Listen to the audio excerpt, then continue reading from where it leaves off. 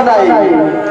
आवाज सुनी बेमतलब का आवाज कर सबके ना पसंद आवेला। सही बात आजकल का से सवाई के प्रॉब्लम बा।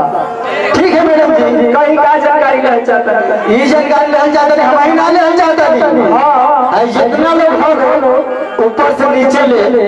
अच्छा हमारे चलो भैया लोग 6 जन भैया भैया लोग। हां ये लोग जानकारी लेना चाहता कि लोग कहाँ से आए, आपका नाम क्या हो, आपका काम क्या है। देखिए मैं तो चल के आया करा बाजार से। कहाँ बाजार से आ रहे हैं आप? और मुझे लोग प्यार से कहते हैं निशा जी। निशा जी ठीक है निशा जी, तो आपका काम क्या है, आपका पैसा क्या है, करती क्या है आप? यही चूना लगाती हो बाजार में लेकर।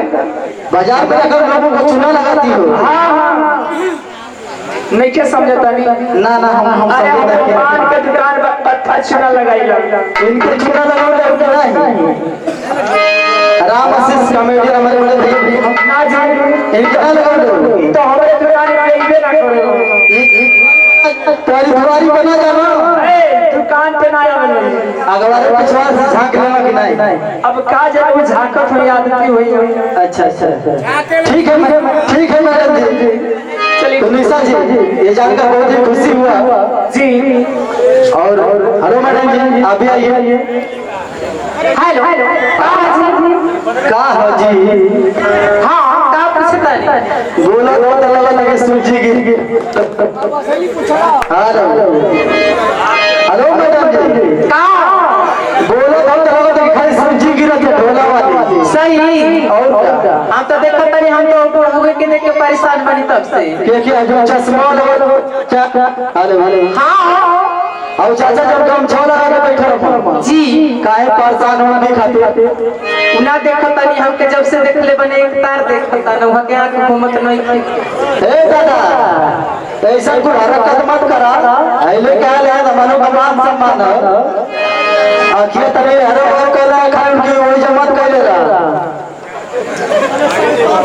का तनी बोली 550 का चश्मा एक तेरे से चश्मा आला भले के दनो ऊपर डाले बोले पुल बाहर ले लगी पोस्टर से बाहर ले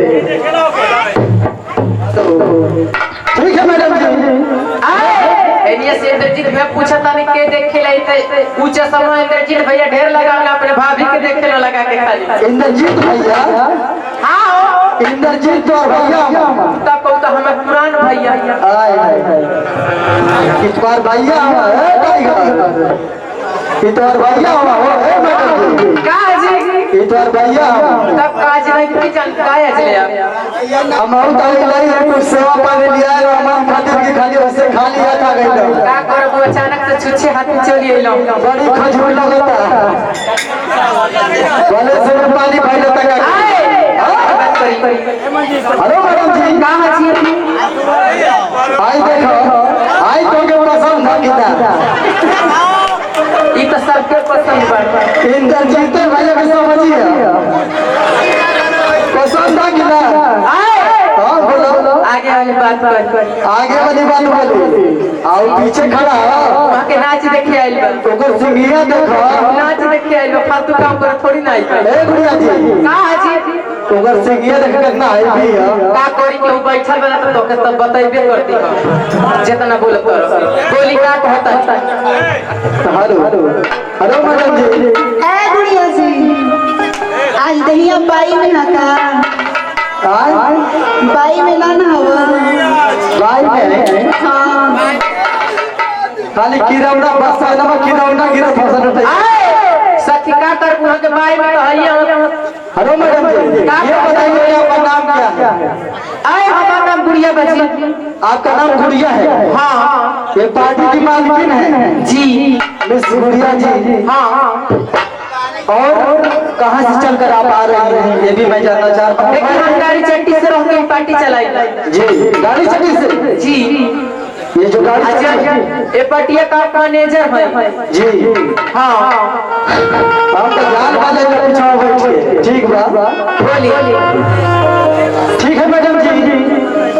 और भैया ये लोग ये मिस गुड़िया जी हैं जो गुड़िया संगीत झंझार ड्रामा पार्टी की मेन नायिका और मेन कलाकार मिस गुड़िया जी हैं। और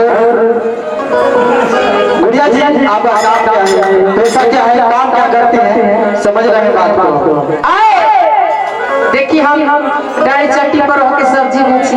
सब्जी में चलू, सब्जी में चलू के बगल में अंडा में चल रहा, ना ये अंडा वाला धंधा बंद कर दे। अंडा वाला धंधा बंद कर गर्मी में बहुत ज्यादा नुकसान हो जाता है। तो सब सब्जी में चलता है। हाँ इस समय सब्जी बेचता है। सब्जी में क्या बेचता है? भंटा मुरई गाजर चिचिन्हा मरचा केवल लेबो तो गजरा के मन बेचता है, ललका या करिया का सीजन चलता है। वो बेचता है। जी हेलो मैडम जी, ये जानकर आपसे बहुत खुशी हुई। हाँ और अपने सहेलियों के साथ ये कार्यक्रम आप स्टार्ट कीजिए। ठीक बा ठीक है। हेलो